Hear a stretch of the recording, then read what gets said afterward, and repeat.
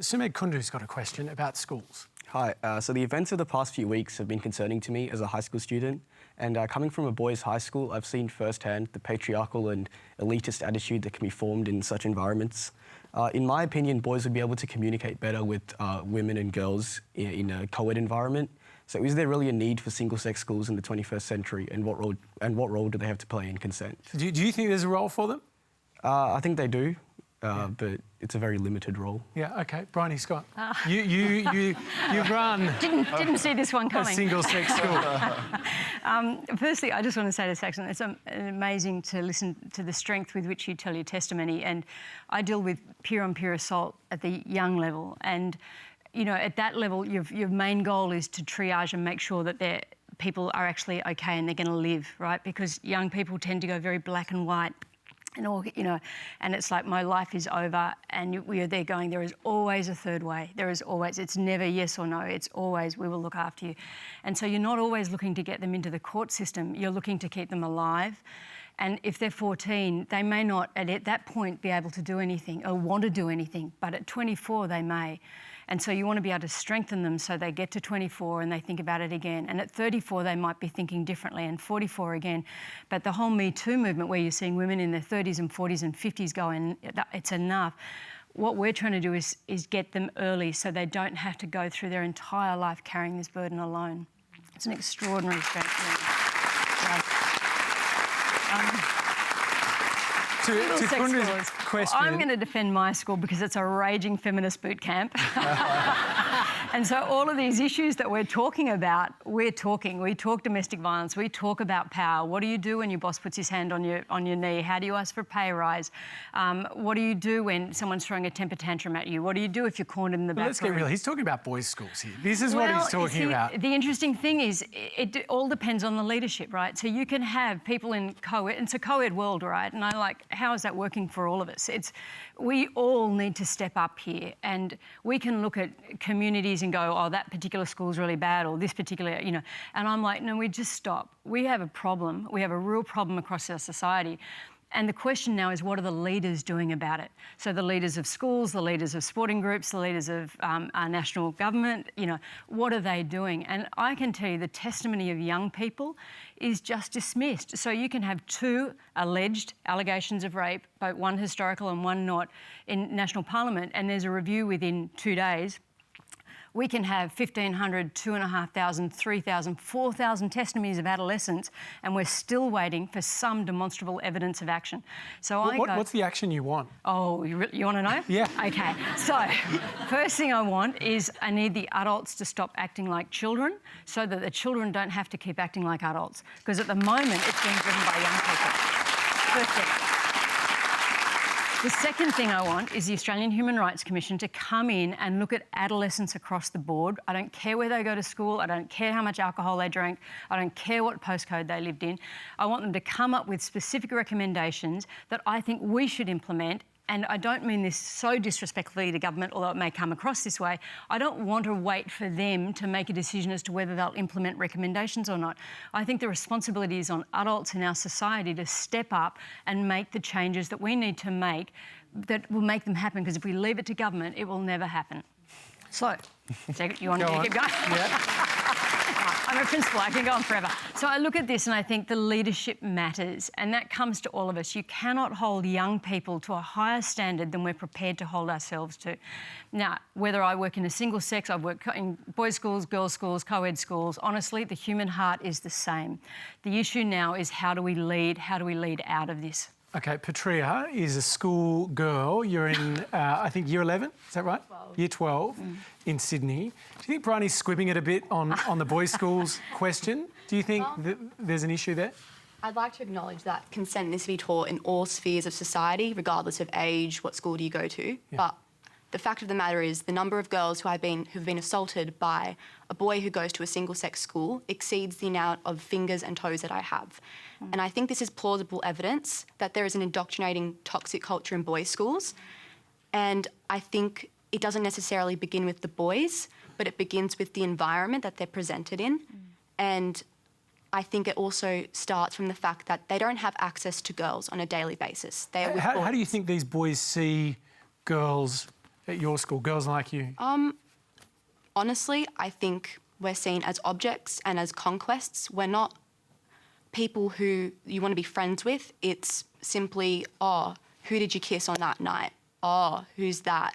You know, degrading women, using it as a topic of conversation to unite boys instead of actually wanting to be friends with them and more like form meaningful friendships. I feel like there's just a bit of, you know, a bit of divide there. And I have a brother who goes to a single-sex school, and I'm concerned that he's in a culture where he's exposed to that sort of behaviour and that sort of indoctrination where toxic masculinity is empowered instead of disempowered. She's right, isn't she, Briony?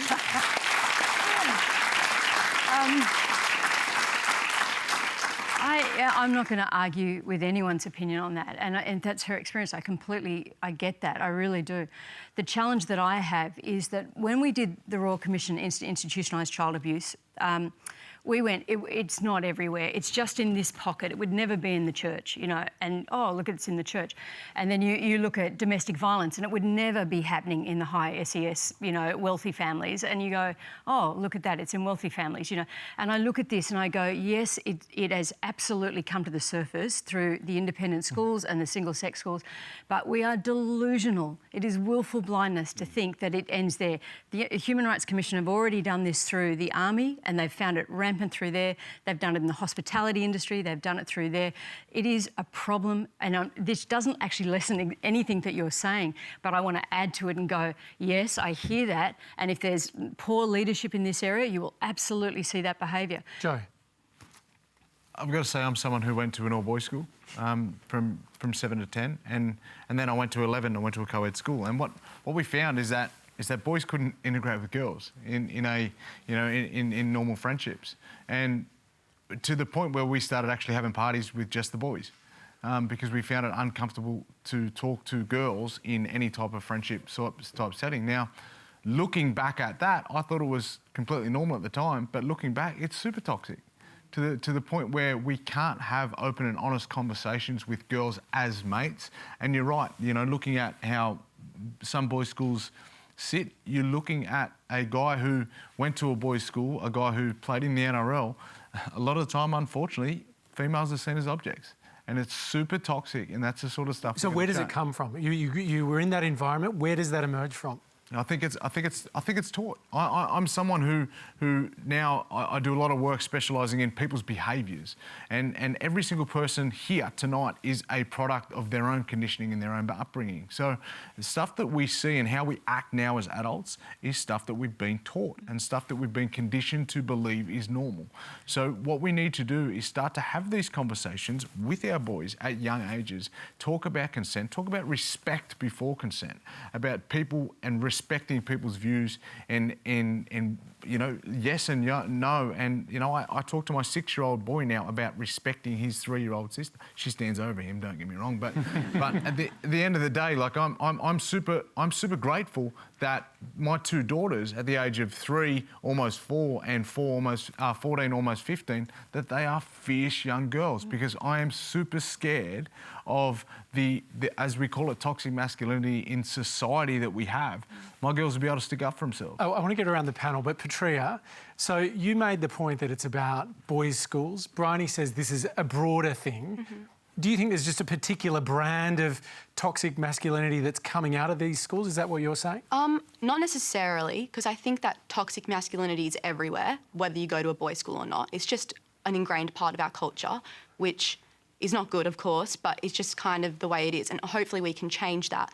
But I do think that when boys are with each other constantly, every day, for 7 hours, there's going to be some patterns that form, and there's going to be behaviours. And I think that, you know, of course, it's not all boys, but when you put boys together, it does rub off onto other boys. And we live in a society where peer pressure and staying silent is prevalent. And so what are boys supposed to do when that's the, you know, society that they're conditioned in? I imagine you're talking about these consent issues amongst your school peers. Do you ever have those conversations with boys from the boys' schools? Look, that